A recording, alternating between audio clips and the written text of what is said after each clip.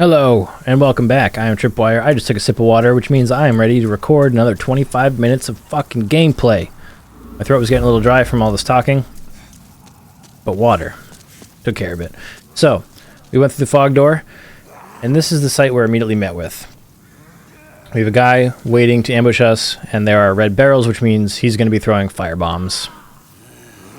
Down to our right, we've got these dreglings who won't shut up, and a dude who just seems to be in a bit of a pickle, and along with an item. And there's also that hallway down there, which leads to some more enemies. We can go ahead and bait his attack. And again, be careful, don't walk on that fire, it will still hurt you for a couple seconds. Stab, stab, stab. There's an enemy right over here. And also, if you look carefully, you can see there's one out on the balcony there too. Not so tricky if you pay attention. That guy aggroed from pretty far away. Oh, I missed, so I had to dodge. And again, that's another thing you could use the photo mode for if you really wanted to. Even if I wasn't standing in a way that let me see the guy, I could just be like, oh, he's out there. So anyway, this is the normal path forward. We're not going to go this way. First, though, I will show you if you go this way. Not so hidden is this guy, who looks scary, but he's not an enemy. Over my wares. Mostly stolen, but who's telling me? He's a vendor. You can buy stuff from him. And so he's going to add, I think he adds to his inventory a little bit as the game goes on. And once you make progress, his location moves like further and further into Boletaria. So you can buy some stuff from him if you want to. I pretty much never do. But, you know. Knight or lowly fodder, the demons snatched their souls regardless of their station, plummeting them all into madness. And those who dare cling to their humanity were hunted down. It is the end of Great Boletaria as we know it. But hell, at least the demons don't send us to our deaths in battle. So it's kind of interesting that you get some depth of storytelling from such an insignificant character. You kind of get like a little detail about how the people who lose their souls to the demons are driven into madness, and that's what the Dreglings had happen to them. It's just like the Hollows who go insane in Dark Souls. So anyway, we're not going to go that way because we're actually going to come back here. And I didn't even think about this in my first playthrough, because a lot of the time you can just vault on stuff, but this is one of those parts, like in the tutorial, where you press or hold forward and press circle, and you vault over. And that's how you get this ring. The Thief Ring, the second best ring in the game. The Thief Ring makes you harder to detect, which is really useful. Conceals the bearer's presence from enemies up to a distance. And the distance reduction is pretty significant. Like, that's why I sounded surprised when that guy up there aggroed, the guy in the long hallway. I'm used to wearing the Thief Ring, so stuff doesn't aggro until I'm quite close most of the time. I'm always going to keep the Fragrant Ring on this character, because I always want to have MP in case I need to use magic. So the other slot is going to be used for the Cling Ring when I am in Soul form, and the Thief Ring when I am not. So right off the bat, you get access to 2 great rings. If you're a magic wielding character, these guys are simple as hell. You just do this to each one. Otherwise, you just jump down, take them out with melee. Also not that hard, especially since their AI is a little bit wonky and they're still kind of focused on Ostrava, this NPC here. So that some of them might not even fight back. Also, look at my MP bar right now in the top left. When I'm wielding my melee weapon, it looks like this, but if I switch to the Catalyst, the bar actually gets bigger, because the Silver Catalyst, which is the one we started with, the unique enchantment increases the wielder's maximum MP, which is pretty cool. So if I wield this instead and let it recharge, it'll charge up to a higher maximum. Alright, so we'll drop down, talk to our boy. My thanks for your brave rescue. I am Ostrava of Boletaria. Accept this as a token of my gratitude. It gives us a brass telescope, similar to the binoculars item in Dark Souls. I've never once used it. I'm not going to use it. Gives a clear view of distant scenery. I mean, when you have photo mode, you don't really need an item like that. It is possible to trade with an NPC for an item. If you guys are familiar with Dark Souls, you'll be familiar with Snuggly the Crow, and that idea actually came from Demon Souls. There's an NPC in this game called Sparkly the Crow. Oh god, sorry, my phone alarm is going off. Hang on.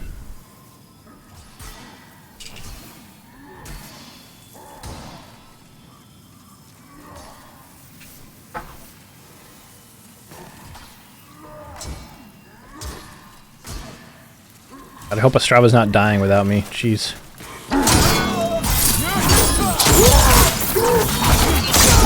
I saved you.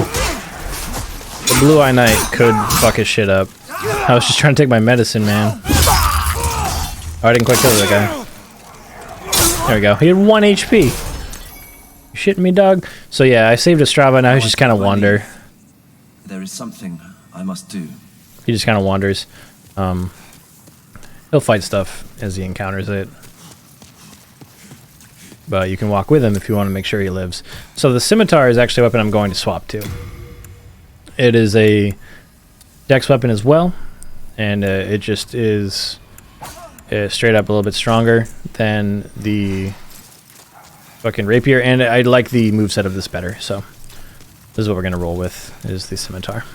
Okay, Strava's over here getting himself into trouble. We're going to save his ass. Again.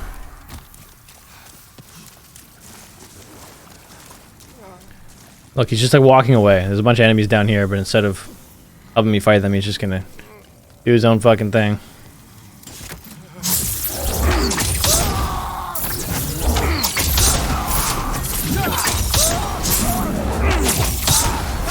Oh, he's back.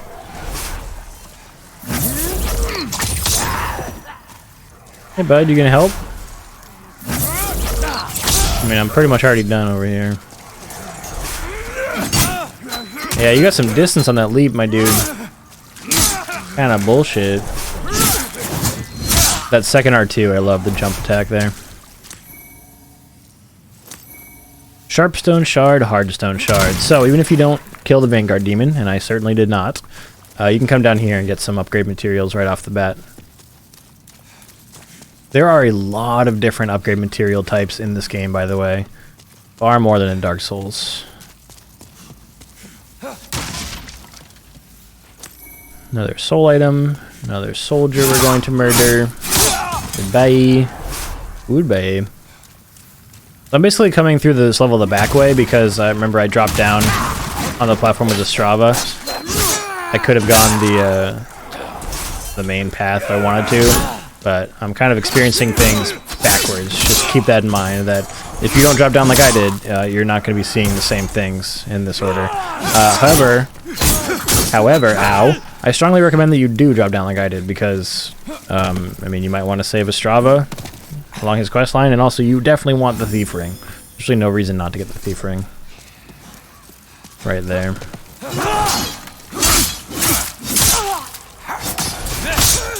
I was doing a really bad job talking and also not getting my ass kicked over there, so I kind of beat a tactical retreat. So I'm going to come on up here. There's a Dregling on the stairs. And do his signature sprint jump. We're going to hit him first. Archer that was giving us a hard time is right here. Whoops. And then there's actually a second archer right here, but first there's a Blue-Eye Knight we gotta deal with, so let's take out our magic. Get our magic going. Send a little zap his way. Damn it, he got his shield up in time. What a bastard. Whoop. Don't you fucking heal? Oh, he healed already. Bummer.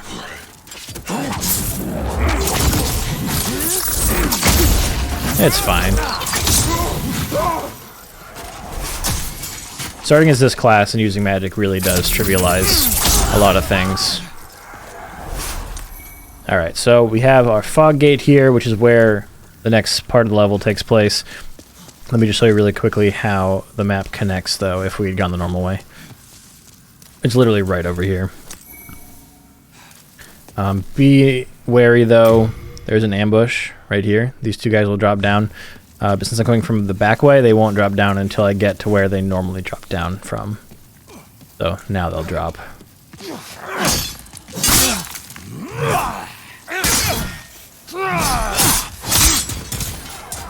Easy peasy. So there's the balcony I was talking about earlier. And right here is the side path toward the merchant. So we would have gotten to that section really soon. But if we hadn't dropped down and we'd just rushed straight through here, we might not have noticed all that other stuff, you know? You can just go up the stairs and head right through the fog door, but you'll miss some things. Remember to always explore and pick up all the shit. Alright, let's go on through. Next section. So right here, we've got a little walkway with a shit ton of enemies, but you'll see these balls like the one earlier, and we can release them to do our bidding for us. Hello, thank you. Just don't get hit by them.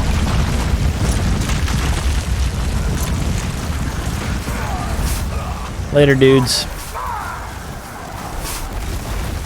Inconvenient place for you to be standing. So just head on down here. We're getting close to the first boss, by the way. And I know this might seem a little overwhelming to do before you've even had a chance to level up or without max HP, but if you've played Souls games before, this won't be that bad for you. Two guys waiting to ambush you on the left. Unfortunately, they both are spearmen. Use magic if you want.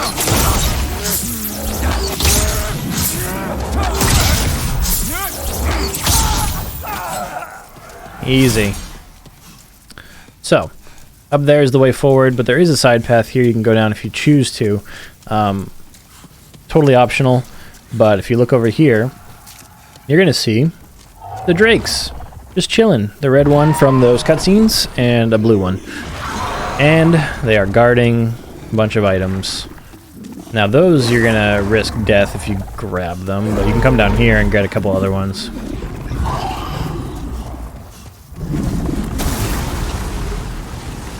Right around this corner. So we get some grass and an archstone shard. Archstone shard is the equivalent to a homeward bone.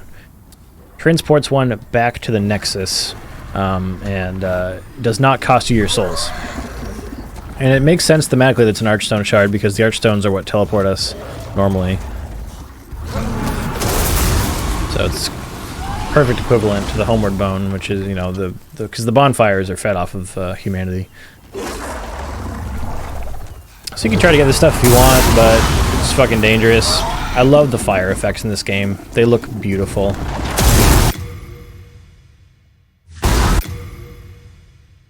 They really do.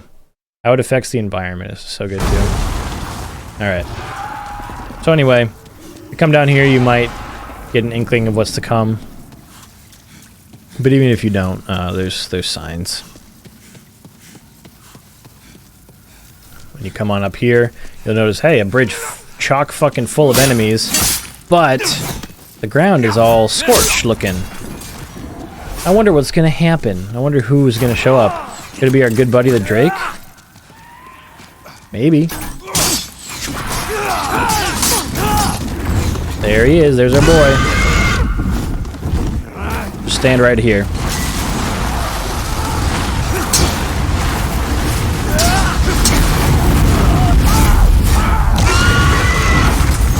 So, he's going to do this loop, or he's going to keep doing that.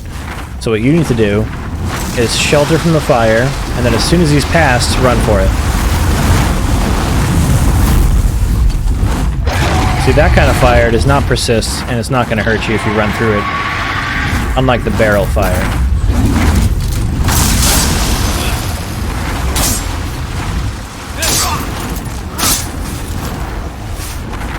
So now you know how to get these items. You just grab them, run back and wait for the next fire cycle to start. Grab another one. There are multiple sections like that in Boletaria, that's how you handle them. And here we are, at a lever.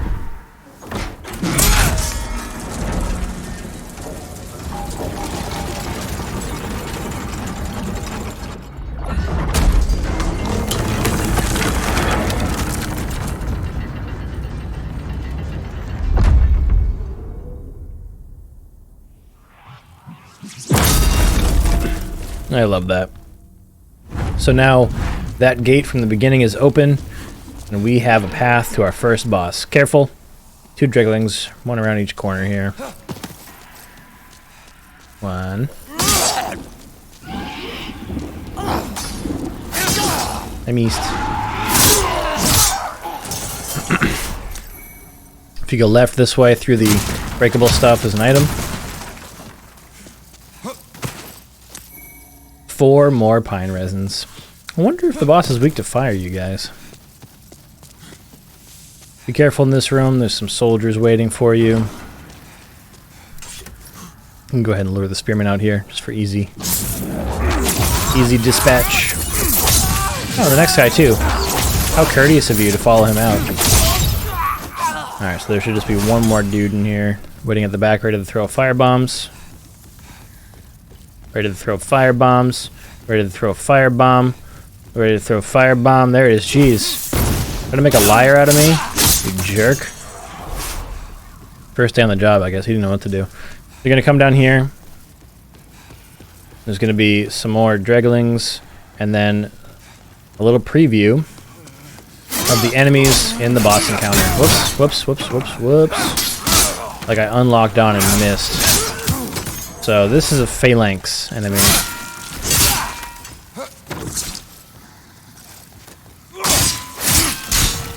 And they have a shield. But if you can hit them from behind, the shield doesn't block any of the damage that you're dealing to them. Just that in this narrow area, you can't really easily get behind them. You head out the balcony here, you can grab an item. Go ahead and use magic on the next one. As you can see, that's much more effective.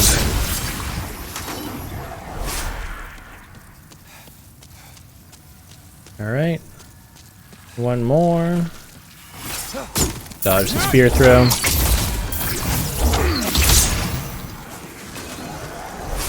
Alright. And now the map loops back around in itself quite neatly, if I do say so. You open up the gate on the other side from the beginning. Opposite where we found the cling ring. And here we are. Here we are. At this enormous fog door leading into our first boss encounter with Phalanx. Before we go in there, alright, good, we've got our firebombs equipped, and let's go ahead and equip some pine resin. So, be careful with this encounter. There are these Phalanx enemies everywhere. They can throw spears, like so. If you get too close, they'll jab with a spear. But remember, hitting them from behind gives you full damage with no reduction. And this mass of Phalanx enemies seems like a prime target for our firebombs, does it not? So let's switch to the firebombs and then just toss one in there. And so we damaged the boss, but we also damaged the individual Phalanx enemies protecting the boss. Like so.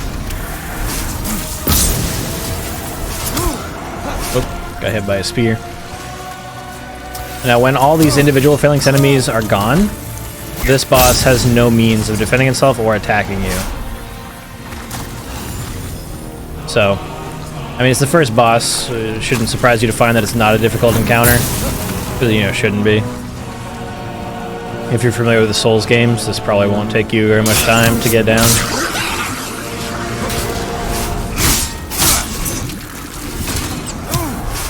I'm surprised that hit me. That's fine. And so you can see all these kind of came off of the boss. Now just like gliding around the room on their own.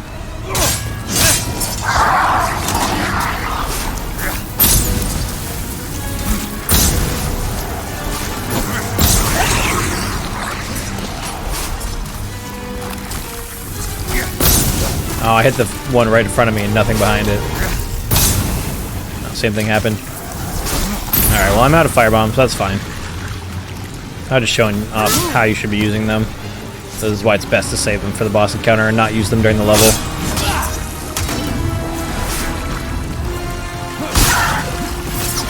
Ow.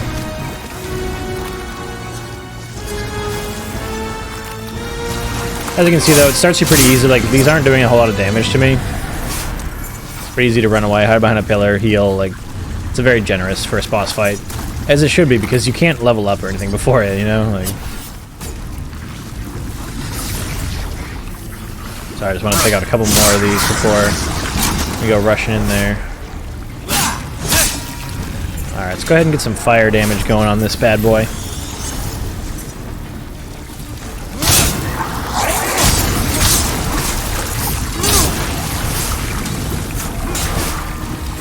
So now we're one-hitting the individual phalanx enemies, as long as the shield doesn't block it.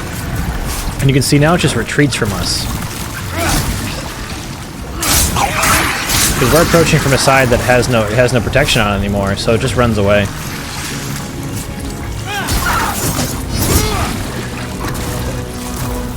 So basically, you can just damage it without taking out all the stuff on each side of it. I slow played it just to show it off, but pretty easy boss encounter. Now we are back in body form.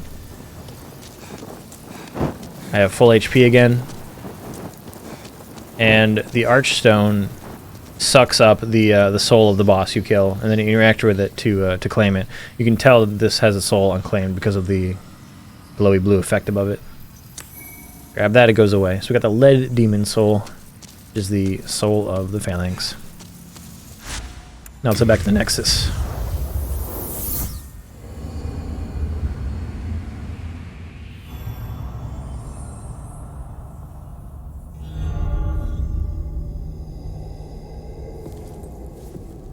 Welcome back.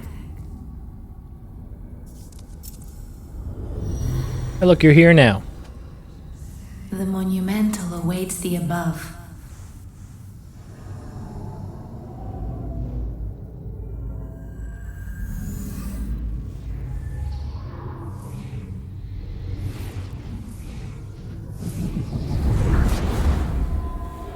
This is just showing you the path to take to speak to the monumental.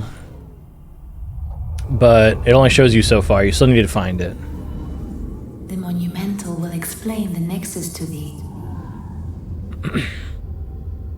This is a point of confusion for new players, myself included. I wasn't looking up anything about the game before my first playthrough, and so it took me a long time to find what this bitch was talking about. We have to talk to the monumental before we're allowed to level up. So, follow the path indicated, just head up these big old staircases.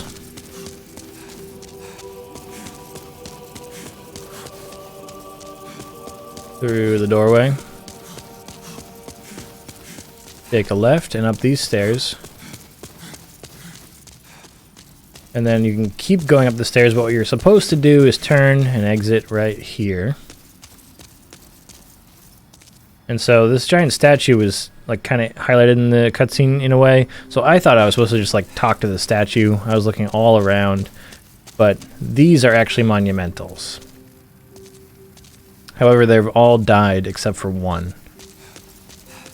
So you got to find the one that has a candle lit in front of it. Just happens to be left instead of right. See that one? Got the candle lit. That's the only one that's alive. So you come up here, talk to the monumental. We have long awaited you, slayer of demons. I am one of the monumentals. We preserve the fabric of reality. There is a tale I wish to tell you. Once, we too a scourge of demons faced.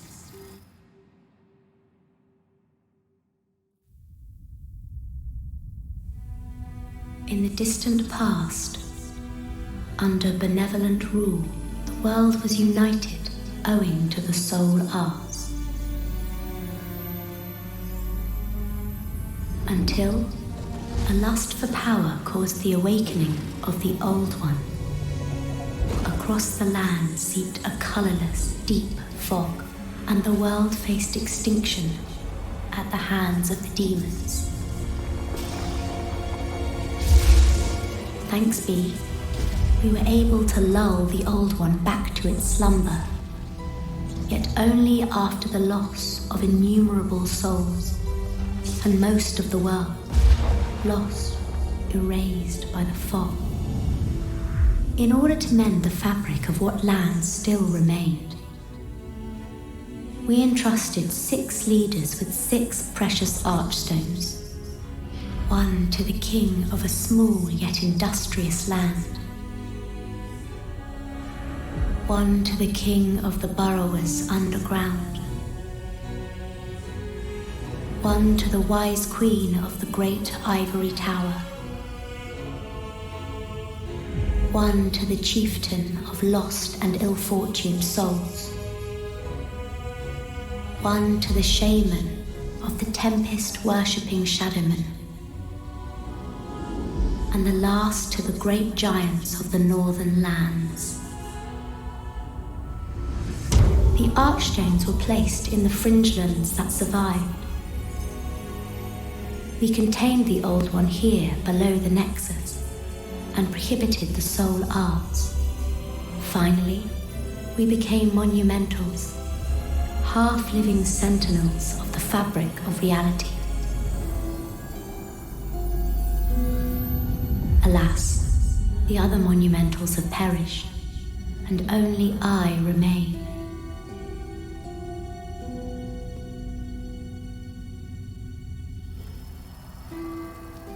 By the power of the monumental, the 4 sealed archstones have been unlocked. Now it is your turn. You must lull the old one back to its slumber and seal it away for all eternity. If not, the deep fog will absorb all that we know. Have you the strength to bear this burden? If you say no, like, the game doesn't change. You still have to do it. You're the only hope. Yes. We are fortunate indeed to have you. Now, go forth and destroy every last demon. The old one, without demons to feed its souls, will a new servant seek and lure you to its bosom. So that's a warning from the monumental that the old one will seek to turn you into one of its slaves. And that's like where the bad ending comes in. We neutralized the old one and banned the soul arts. Then we spread the archstones, and in order to mend reality, monumentals we became. However, man's memory of history is ever short, and before long he repeated his mistakes. The monumentals perished, and the archstones were long forgotten, and the short-sighted King Alant once again roused the old one. So King Alant was the king of Boletaria. His greed brought the old one back, basically. So I'm going to head back down to the archstones. And so basically every playthrough has to start with you playing through the level we just beat, because of course you can't level up, you can't do any of this until you've beaten the first boss. All the other archstones are sealed until you do that. Now, however, we have access to every other area. So no longer are the areas gated. We could take any of the routes we wanted to, which is nice because you can build whatever type of character you want very quickly in this game because you're not blocked off from certain areas. It lets you go into any of them at this point. So each of the archstones, we can go to the first region within them. However, there is one archstone that is broken.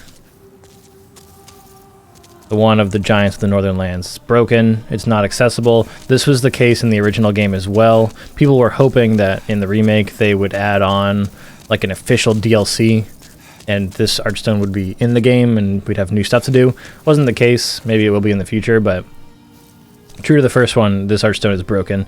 I don't know that they ever cover why this one is broken.